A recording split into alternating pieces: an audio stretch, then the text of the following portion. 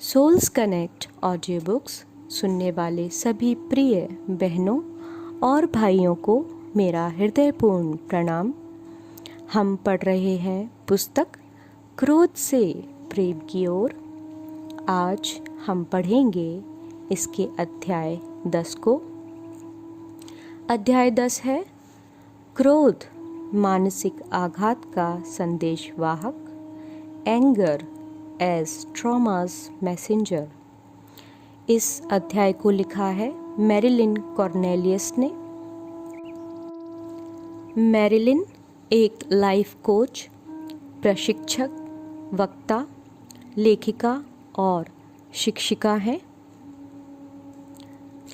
Marilyn ने व्यवहार विज्ञान यानी बिहेवियरल साइंस तथा जलवायु परिवर्तन में स्टैनफोर्ड यूनिवर्सिटी के EIPER यानी Emmett interdisciplinary program in environment and resources में डॉक्टर की डिग्री हासिल की है। साथ ही वे सुवा फिजी में हार्टफुलनेस की प्रशिक्षिका रही हैं। चलिए आप और हम एक साथ मिलकर इस अध्याय को पढ़ना प्रारंभ करते हैं। भावनाएं निष्ठावान संदेशवाहक, इमोशंस एज लॉयल मैसेंजर। भावनाएं संदेशवाहक की तरह होती हैं जो हमें अपनी आंतरिक स्थिति के बारे में जानकारी देती हैं। उदाहरण के लिए दुख हमें बताता है कि हमने किसी को गहराई से प्रेम किया है और उससे अब भी लगाव है, लेकिन अब वह खो गया है। साथ ही भावनाएं वफादार होती हैं क्योंकि वे सही कारण और उचित संदेश देती हैं। हम बिना किसी कारण के शोक नहीं करते या खुशी का अनुभव नहीं करते या फिर क्रोधित नहीं होते। हमारा काम है भावनाओं पर ध्यान देना और वे हमें क्या बताती हैं उस पर ध्यान देना।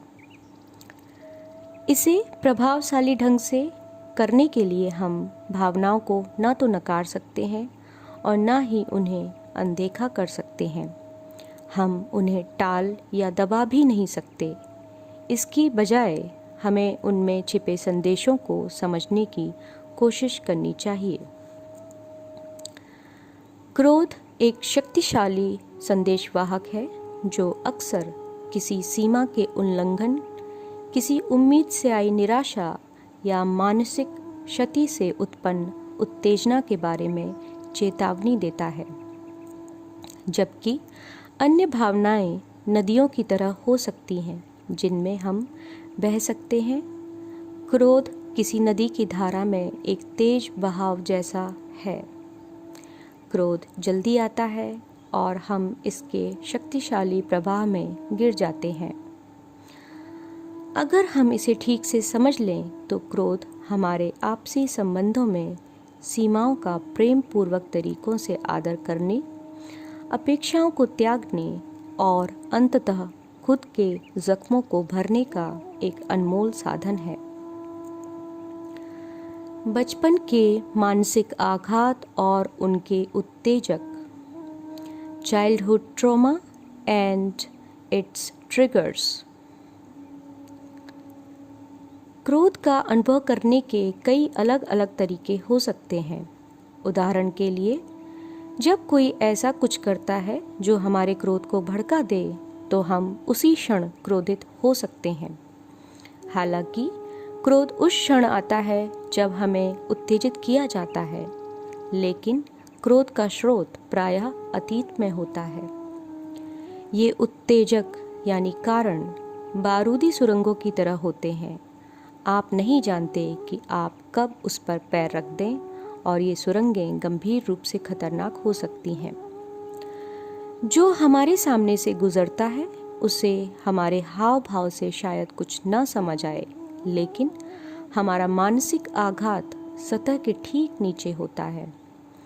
सामने वाले की ओर से एक गलत कदम उठता है और हमारा क्रोध फूट पड़ता है। क्रोध और इसके उत्तेजक अक्सर मानसिक आघात का संकेत होते हैं। ये बचपन के नकारात्मक या प्रतिकूल अनुभवों यानी एडवर्स चाइल्डहुड एक्सपीरियंसेस ACE के प्रभाव के कारण होते हैं। बचपन के आघात का हमारे वयस्क जीवन पर कई तरह से प्रभाव पड़ता है, जिसमें चिंता, अवसाद, स्वास्थ्य समस्याएं, हिंसा और रिश्तों को संभालने में आने वाली कठिनाइयां शामिल हैं। आइए क्रोध और बचपन के मानसिक आघात का एक उदाहरण देखें। रवि की ऊंचाई कम है और उसे हमेशा डराया धमकाया गया और बुरा भला कहा गया। विशेष रूप से उसे डरपोक कहकर चिढ़ाया और अपमानित किया गया। रवि अपने बचपन के इस अनुभव से व मन में दबे हुए गुस्से और अपमान से मुक्त नहीं हो पाया। यह अब भी उसके स्वभाव की सतह के नीचे दबा हुआ है।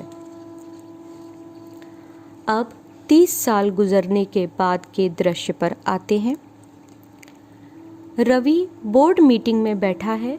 उसके टीम लीडर ने उसे लाखों डॉलर के विज्ञापन के ग्राहक को लाने की खातिर सोचा समझा जोखिम नहीं उठाने के लिए पूरी तरह से फटकारा है।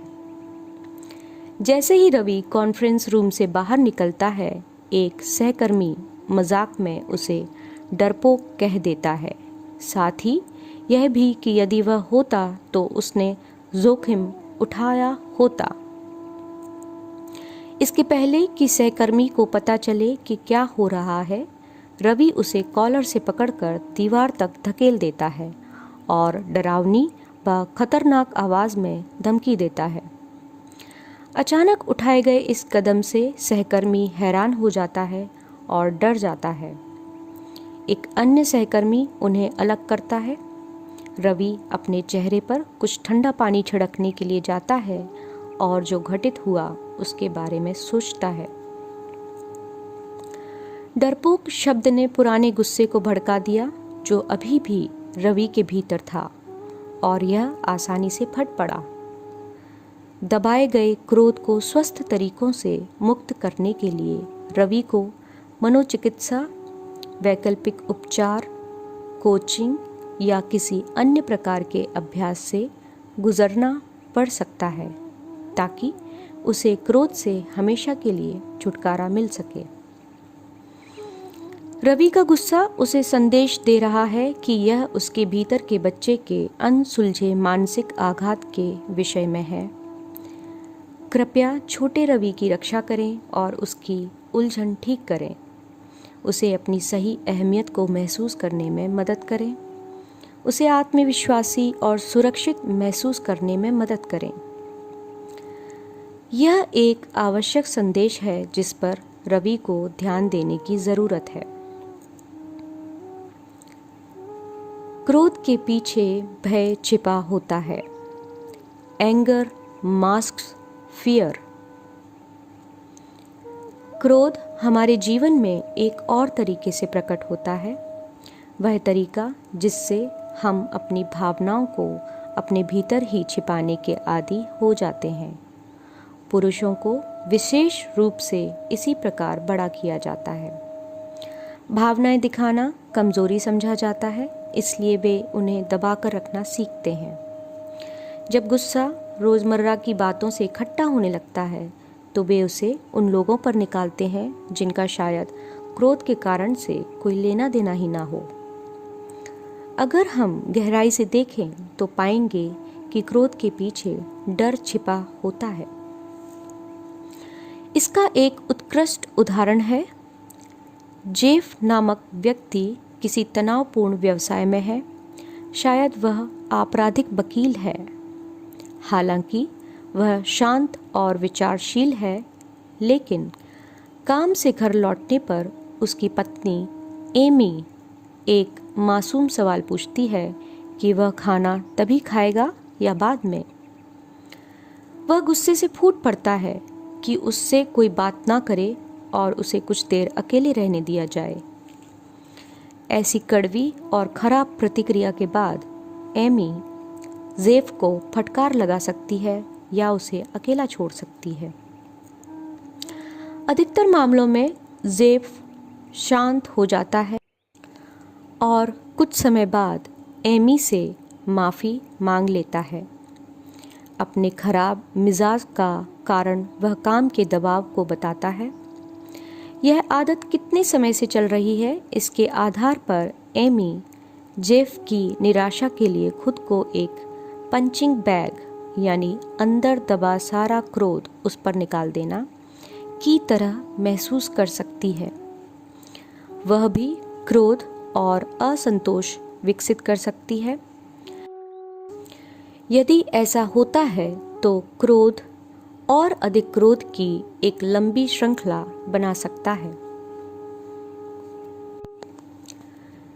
क्रोध से छुटकारा पाने के स्वस्थ तरीकों जैसे किसी मित्र या परामर्शदाता से बात करना, व्यायाम करना या ध्यान करना आदि की कमी के कारण प्रियजनों पर क्रोध निकालने के अनुचित तरीके को बल मिलता है। जेफ का गुस्सा उसे क्या बता रहा है? शायद आप असफल होने और कमज़ोर दिखने से डरते हैं। आपने अपने भीतर बहुत कुछ छिपा रखा है। इसके पहले कि आप एमी के साथ अपने रिश्ते को और अपनी नौकरी में आगे बढ़ने की संभावनाओं को नष्ट कर लें, कृपया इस डर से निपटें जो गुस्से के रूप में दिखाई दे रहा है। क्रोध और बीमारी, एंगर एंड इलनेस। क्रोध को पकड़े रखना न केवल कार्यस्थलों और घर पर या रिश्तों पर बल्कि हमारे शरीर पर भी प्रतिकूल प्रभाव डालता है। शोध से पता चलता है कि दीर्घकालिक शारीरिक दर्द मानसिक आघात से संबंधित होते हैं। तनावग्रस्त होने पर हम अपने मानसिक आघात को फिर से अनुभव करने लगते हैं। पूर्वी चिकित्सा जैसे चीनी चिकित्सा और आयुर्वेद के अनुसार क्रोध यकृत यानी लिवर से जुड़ा हुआ है। साथ ही क्रोध शरीर में गर्मी के रूप में प्रकट होता है। इसलिए ये उपचार परंपराएं नारियल और जड़ी बूटी शतावरी जैसे ठंडे खाद्य पदार्थों को लेने का सुझाव देती हैं और लहसुन व मिर्च जैसे तीखे खाद्य पदार्थों का सेवन न करने की सलाह देती हैं, जैसा कि उन्होंने मेरे लिए किया था। मेरा दबा हुआ गुस्सा अपने पैरों के रास्ते से निकलता है, जिसके कारण मेरी एड़ियाँ फटती हैं। उससे चमड़ी के छिलके निकलते हैं और उनमें खुजली होती है। यह पिछले 4 साल से चल रहा है। मैंने उलझन में डालने वाली अपने पैरों की स्थिति को समझने की कोशिश की। पारंपरिक डॉक्टर रोग को समझने में असमर्थ रहे और मात्र यही कहा कि यह एक ऑटो इम्यून रोग का परिणाम था। फिर मैंने क्रोध के बारे में बहुत कुछ पढ़ा। 5 वैकल्पिक चिकित्सकों ने अलग अलग तरीके से इसको समझा और कहा कि जब मैं एक छोटी बच्ची थी तब मेरे साथ हुए दुर्व्यवहार के कारण मेरा शरीर क्रोधित होता है। इन चिकित्सकों में 2 एक्यूपंक्चर चिकित्सक, एक ओझा, एक एक्यूप्रेशर तथा चीनी चिकित्सा विशेषज्ञ और एक वैदिक ज्योतिष व आयुर्वेद विशेषज्ञ हैं। मैं गुस्से को भावनाओं के माध्यम से व्यक्त नहीं कर रही थी। मेरा शरीर इसे याद करता था, इसलिए यह शारीरिक स्तर पर निकल रहा था। क्रोध ने मुझे यह संदेश दिया, तुम्हारे साथ भावनात्मक रूप से जो हुआ उसे समझने के लिए तुम बहुत छोटी थीं, लेकिन तुम्हारा शरीर उसे याद रखता है। तुम्हें इसे निकल जाने देना चाहिए। इस क्रोध को तुमसे बाहर निकलना ही होगा। खुद के प्रति दयालु रहो और धैर्य रखो। यह जानने के बाद मैंने क्रोध से छुटकारा पाने की इस कठिन प्रक्रिया में खुद का मित्र बनने की ओर ध्यान केंद्रित करना शुरू किया। ऐसा मित्र जो मेरी आलोचना ना करे। मैंने उन लोगों को माफ़ कर दिया जिन्होंने मुझे आघात पहुंचाया था, जिस हद तक कि मैं उनकी पहचान का पता लगा सकती थी। जैसे ही मैंने अपने मानसिक आघात को बाहर निकाल दिया और खुद से प्रेम करने लगी व दूसरों को क्षमा किया, वैसे ही मेरे पैर ठीक होने लगे। मेरी एक पूर्व मरीज जीना अपनी माँ पर क्रोधित है, क्योंकि जब वह एक छोटी बच्ची थी तब उसकी माँ ने सौतेले पिता को लगातार उससे दुर्व्यवहार करने दिया। उसके चेहरे और शरीर पर चोट के निशान उसका गुस्सा दिखाने के तरीकों में से हैं। वह उन्हें और खरोंचती है, जो मानसिक आघात का संकेत है, और निशान गहरे व खराब हो जाते हैं। मैं, जिसके खुद के बहुत गहरे घाव थे और जो अपने चेहरे के घावों को कुरेदती थी और बदसूरत महसूस करती थी, मैं जीना के साथ समानुभूति रख पाई। उसने मुझे अपने कोच के रूप में चुना, क्योंकि मैं समझ सकती थी कि प्रताड़ित होना कैसा लगता है। मैंने जीना को खुद से प्रेम करने का महत्व समझाया, जो हमें आत्म हानिकारक आदतों को छोड़ने में मदद करता है। मैं खुद से प्रेम के विषय पर बाद में बात करूंगी। उससे पहले क्रोध हमें कैसे संदेश देता है, इसके कुछ और उदाहरणों को देखेंगे। जीना के मामले में उसका गुस्सा उसे एक महत्वपूर्ण संदेश दे रहा था। यह दुर्व्यवहार इतने लंबे समय से चल रहा है कि यह तुम्हें गंदा, अप्रिय और बदसूरत महसूस करा रहा है। तुम अपने घावों को कुरेद कर इसे दर्शा रही हो। कृपया भीतरी छिपी समस्या का सामना करो। तुम अपनी माँ और सौतेले पिता से क्रोधित हो। जीना इसका सामना कैसे कर सकती है और अपना क्रोध कैसे मुक्त कर सकती है? वह खुद को अपने सौतेले पिता और माँ से कैसे अलग कर सकती है? जीना का काम था खुद का बचाव करना, और कोचिंग की मदद से वह क्रोध से बाहर निकलने और अपने परिवार से अलग रहने में सक्षम बनी। अब वह अपने गुस्से से बाहर आ रही है और अपने लिए, अपनी माँ व अपने सौतेले पिता के प्रति करुणा दिखा रही है। हम इस अध्याय को यहीं पर विराम दे रहे हैं। इस अध्याय के अगले भाग को लेकर आप सबके समक्ष हम शीघ्र ही प्रस्तुत होंगे। आपको अभी तक इस अध्याय में अपने लिए क्या अच्छा लगा, आप हमें कमेंट करके बता सकते हैं और अपने लिए डायरी में भी नोट कर सकते हैं। तब तक के लिए आप सभी का हृदयपूर्वक धन्यवाद एवं आभार। कृपया इस चैनल को सब्सक्राइब करें, इसे लाइक करें, शेयर करें। नई नोटिफिकेशन के लिए बेल आइकन को प्रेस करें और अपने सुझाव हमें कमेंट सेक्शन में भेजें। आप सभी का पुनः धन्यवाद।